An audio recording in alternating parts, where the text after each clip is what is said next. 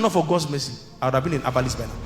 I gave my life to Christ in September. My father died in December. 3 months mercy. And I was already soaked in the idol worship.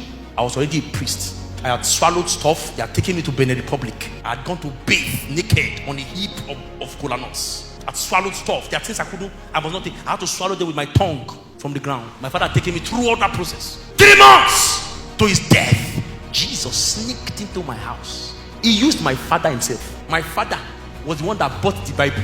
He thought it was a cartoon. He did not know that it was picture Bible. He bought it in traffic and dropped it carelessly on the table.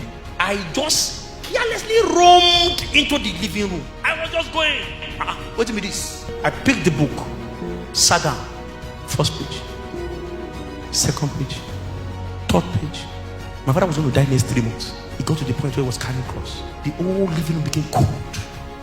I said, hey, I was 14 years old. I said, what happened? I heard his voice.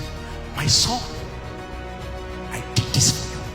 I said, so what do I do? He said, give me your life. Yeah. Me, that was a rascal. Listen to me, I like problem. I like problem. It's Jesus. So I went to even learn Kung Fu.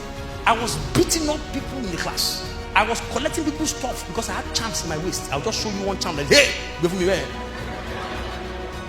That was what I was doing. So when I knelt down like that in that living room, I knew that there was nobody else that cannot crack. I began to win. I said, so what do I do from here? I was hearing one church singing. He said, you go to that church on Sunday and go and come out publicly that you are giving your life to. So the next Sunday I went to that church. I said, who wants to give their life to Christ? I said, Jesus, is this the time? He said, go out now. So I go out. The moment the church members saw me like this, and they know me, that my father is an herbalist. Ha! What's this? And the moment I gave my life, I said, yes, I want to join the choir. So they allowed me to join the choir.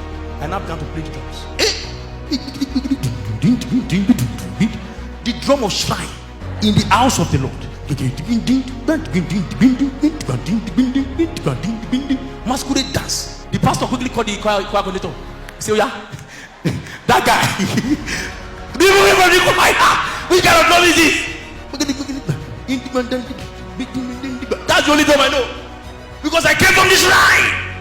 That was the familiar sound I used to hear. So I brought it into the house of the Lord. But the house of the Lord could not take it. They said, please go back. I now went back to Jesus. I said, Jesus, nobody wants to be my friend. Will you be my friend?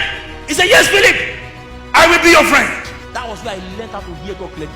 Because nobody wanted to tell me anything. I said, Jesus, you have to explain this Bible to me by yourself.